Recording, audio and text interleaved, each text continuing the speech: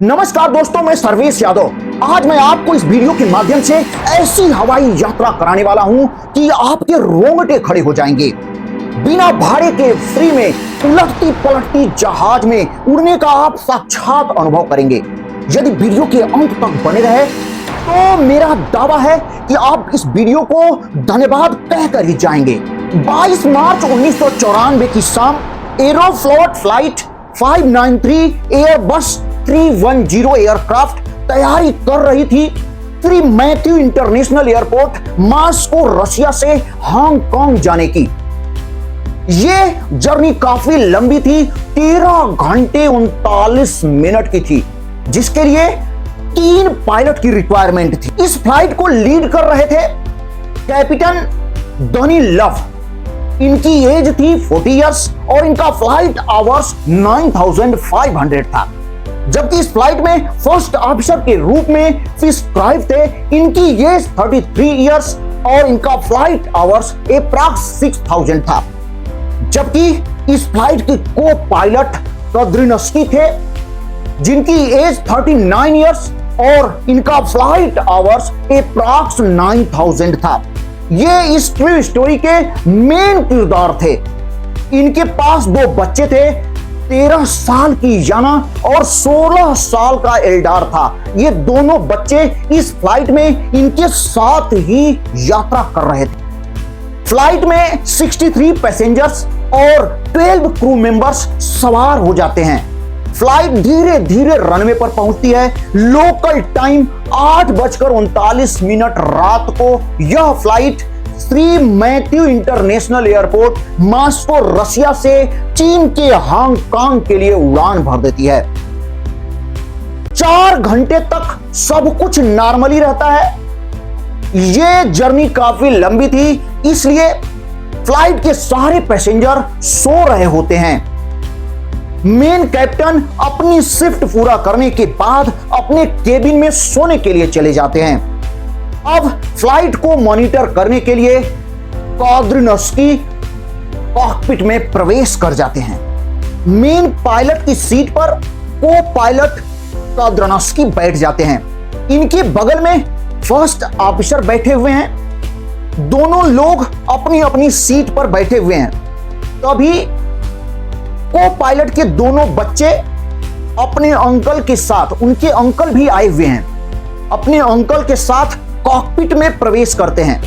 हम आपको बता देते हैं कि बहुत पहले पायलट के अनुमति की वजह से कोई भी कॉकपिट में जा सकता है, लेकिन अब जो रूल है वो काफी स्ट्रिक्ट हो चुका है। अब कॉकपिट में किसी और को जाना थोड़ा सा मुश्किल है। तो यहां पर तो ये दोनों बच्चे अपने अंकल के साथ ठीक 10 मिनट बाद कॉकपिट में प्रवेश कर जाते हैं। अब कॉकपिट में जाने के बाद सब कुछ देखने लगते हैं और काफी प्रसन्नचित हो जाते हैं। कुछ समय सारी चीजों को देखने के बाद जो को पायलट थे अपनी बच्ची, छोटी सी बच्ची याना को कहते हैं कि क्या तुम मेरी सीट पर बैठोगी? तो बच्ची काफी खुश हो जाती है और को पायलट की सीट पर बैठ जाती है। बैठने के बाद वो बच्ची फ्लाइट की स्टीयरिंग को अपने दोनों हाथों में पकड़ लेती है। पकड़ने के बाद फ्लाइट को लेफ्ट और राइट, स्टीयरिंग को लेफ्ट और राइट घुमाने लगती है। तो उधर छुप के जो फर्स्ट ऑफिसर थे, जैसे ही बच्ची लेफ्ट साइड में घुमाती थी फ्लाइट को, हालांकि फ्लाइट ऑटो पायलट मोड में थी, तो याना के थोड़ा बहुत लेफ्ट और राइट घुमाने से फ्लाइट घूमने वाली नहीं थी। लेकिन बच्ची को खुश करने के लिए जब बच्ची स्टीयरिंग को लेफ्ट घुमा रही थी तो फर्स्ट ऑफिसर चुपके से प्रेशर से फ्लाइट को लेफ्ट साइड में थोड़ा सा घुमा दे रहे थे। जब वो बच्ची राइट साइड में घुमा रही थी स्टीयरिंग को, तो फिर फर्स्ट ऑफिसर फ्लाइट को राइट साइड में घुमा दे रहे थे। ये देखकर बच्ची काफी खुश थी कि मेरी स्टीयरिंग को घुमाने की वजह से पूरी फ्लाइट लेफ्ट और राइट में घूम रही है। अब बच्ची काफी खुश थी। अब बच्ची को पायलट सीट से हटा देते हैं और फिर अपने बच्चे एल्डार से पूछते हैं कि क्या तुम इस पायलट की सीट पर बैठोगे?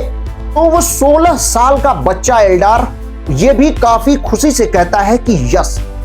जब इस बच्चे एल्डार को पायलट की सीट पर बैठा देते हैं को पायलट, तो अब ये बच्चा पायलट की सीट पर बैठकर अपने दोनों हाथों से स्टीयरिंग को पकड़ लेता है और जब पकड़ लेता है, पकड़ने के बाद अब ये लेफ्ट राइट में हल्के हल्के हाथों से घुमाता है।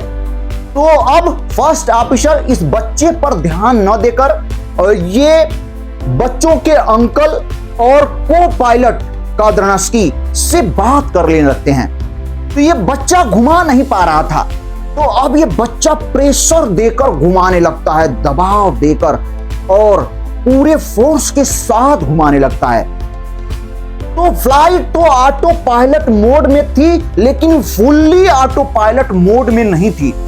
तो जब दबाव के साथ पूरे फोर्स के साथ घुमाने पर जो ऑटो पायलट मोड था वो ये समझ रहा था कि पायलट तेजी से प्रेशर देकर फ्लाइट को घुमाने की कोशिश कर रहे हैं। तो अब वो पायलट के रूप में बैठे बच्चे की बातों को मानना शुरू कर देता है। जैसे ही वो बच्चा प्रेशर देकर लेफ्ट साइड घुमा देता है तेजी से, पूरी फ्लाइट तेजी से लेफ्ट साइड में घूम जाती है और फिर उसको सही करने के लिए बच्चा पूरे फोर्स के साथ राइट साइड घुमाता है, तो पूरी फ्लाइट राइट साइड घूमती है। और जब प्रेशर देता है स्टीयरिंग पर तो फ्लाइट बहुत तेजी से ऊपर जाने लगती है। हालांकि फर्स्ट ऑफिसर इस समय बातें करते हुए अपने जो मॉनिटर है उससे थोड़ा सा दूर हो गए थे और ये फ्लाइट बहुत तेजी से लेफ्ट साइड राइट साइड ऊपर जाने लगती है। ये देखकर फर्स्ट ऑफिसर दूरी होने के कारण वो वहां तक पहुंच नहीं पाते हैं। अब यह बच्चा पूरे फोर्स के साथ कभी लेफ्ट साइड घुमा रहा है तो पूरी फ्लाइट तेजी से लेफ्ट साइड में टर्न हो जा रही है, कभी राइट साइड घुमा रहा है तो पूरी फ्लाइट राइट साइड टर्न हो जा रही है। पूरी कॉकपिट के साथ पूरी केबिन में उथल पुथल मचा हुआ है।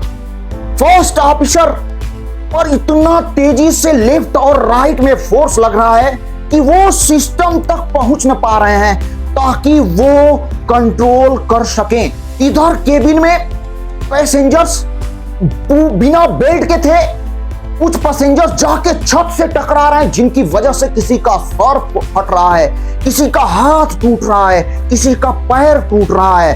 कुछ पैसेंजर्स बाईं तरफ सीट से टकरा रहे हैं तो कोई दाईं तरफ सीट से टकरा रहा है। पूरी कॉकपिट में इधर उधर सारे पैसेंजर्स फैले हुए हैं और पूरी केबिन में ब्लड ही ब्लड हो गया है। यह बच्चा कुछ भी जानबूझकर नहीं कर रहा था।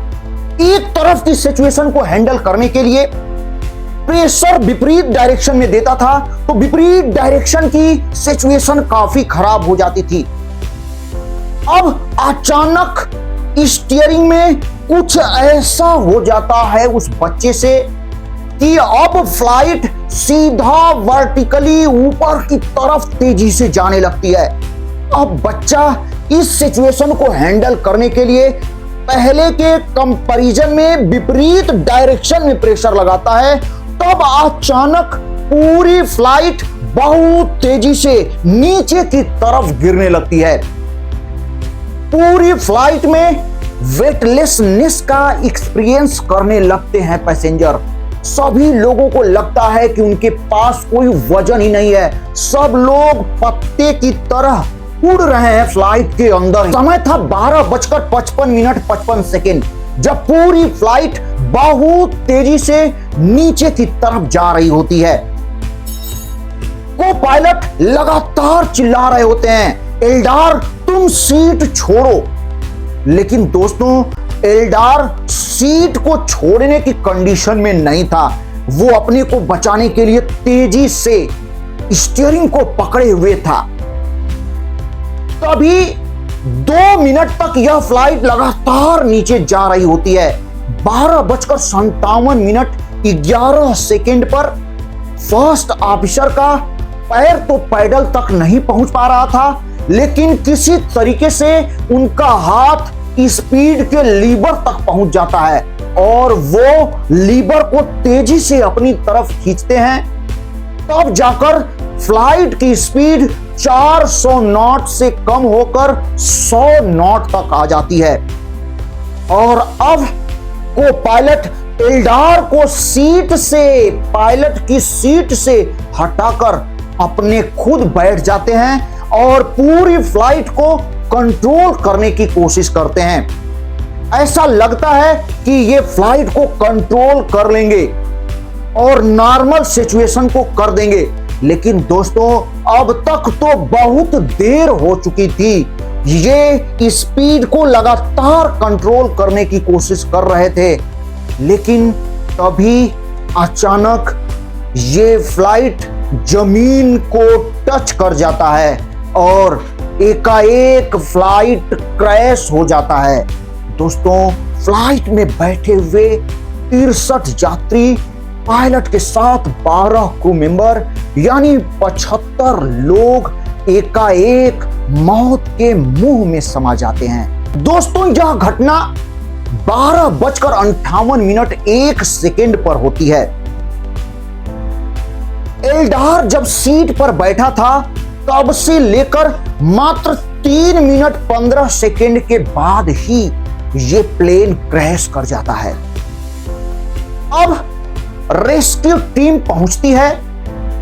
इस घटना के बाद 75 लोगों की लाश को बाहर निकाला जाता है और रेस्क्यू टीम को घटना के ठीक अगले दिन कॉकपिट में लगा हुआ रिकॉर्डर मिल जाता है।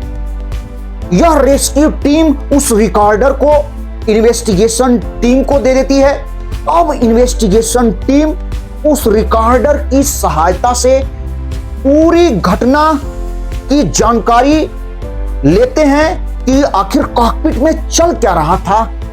तो जब पूरी घटना की जानकारी इनको मिलती है तो इसके साथ साथ इस घटना का रीजन भी मिल जाता है, जिसको हम इस वीडियो के माध्यम से काफी आसानी तरीके से आपको समझाने की कोशिश किए हैं। हमें उम्मीद है कि आपको यह वीडियो काफी अच्छा लगा हो। इसी तरीके से काफी इंटरेस्टेड सच्ची घटना, सच्ची कहानी यदि आपको जाननी है तो इस हमारे चैनल को जरूर सब्सक्राइब करें और हम आपको इस तरीके की इंटरेस्टेड सच्ची घटनाएं, कहानियां आप तक पहुंचाते रहेंगे। पूरा वीडियो देखने के लिए आपको बहुत बहुत दिल से धन्यवाद। मैं सर्वेश यादव आप सभी लोगों को नमस्कार, प्रणाम।